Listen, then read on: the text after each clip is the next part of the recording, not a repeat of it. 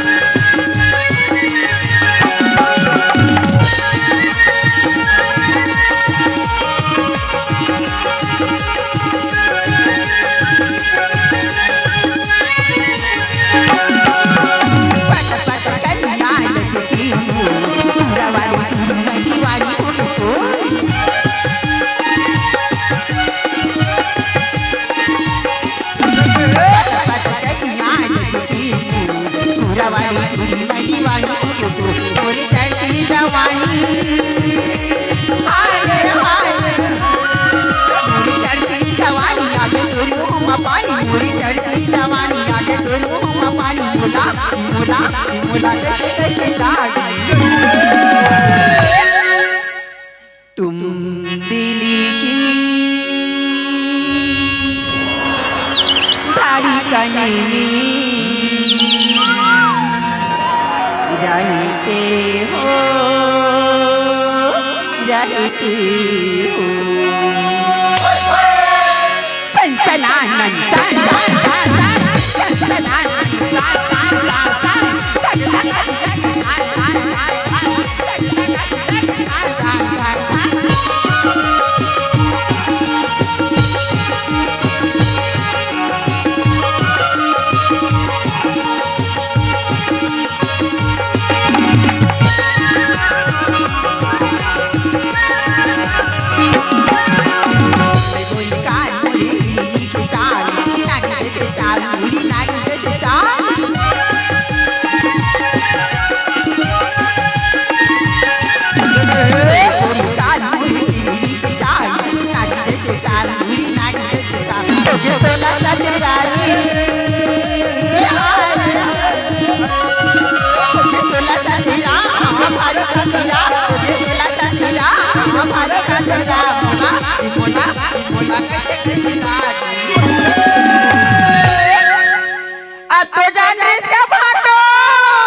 तोर आवाज ला सुन के थोड़ा थोड़ा समझ में आवत है वो आई तो थोड़ा थोड़ा समझ में आते थोड़ा थोड़ा आवत है ये तो शुरुआत है राजा तब का हुई रानी आगे आगे देख होता है क्या होता है तभी तो लगा था ना अजी वो मासूम नजर के भोले पर लचा कर दी लगाना क्या जानी अच्छा अजी वो मासूम नजर के भोले पर लचा कर दी लगाना क्या जानी और हम तो आस लगाए बैठे राजा तू तीर चलाना क्या जाने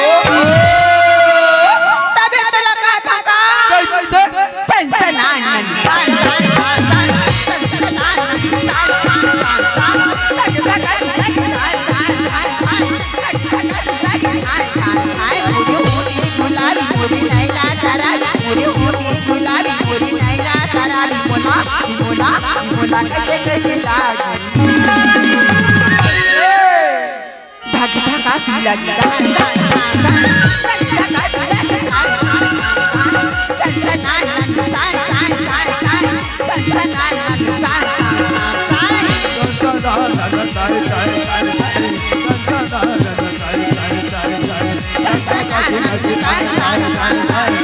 Thank you.